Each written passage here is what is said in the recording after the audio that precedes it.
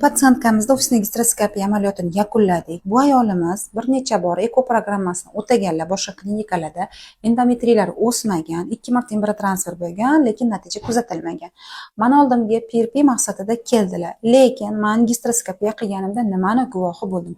Normada matka o'zi bunaqa shaklda bo'lishi kerak bo'lsa, dismorfniy matkalar bir shoxli rudimentar shox holatida bo'lishi mumkin bo'ladi. Lekin bir shoxli matka bilan ham bemalol homiladorlik tabiiy holatda ham kuzatilib, to'g'ri sodir bo'ladi. Lekin bu ayolimizni bir shoxli matkasini ob'yemi juda ham kichkina, ya'ni ba'zida bir shoxli matkani ko'ramiz, ob'yem normal bo'ladi va bu yoqda homila rivojlanishi mumkin.